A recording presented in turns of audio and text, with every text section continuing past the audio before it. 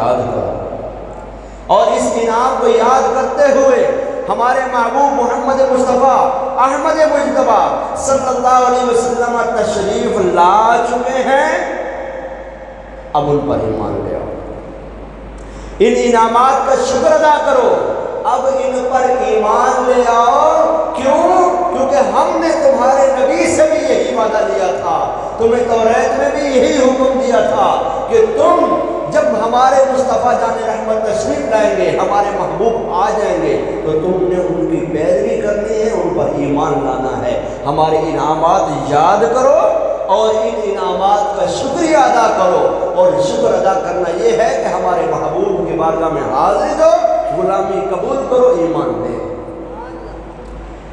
اب یہاں ایک بات عرض کرتا چلوں، معلوم ہوا کہ ہدایت کا جو معیار ہے وہ کتاب اللہ ہے۔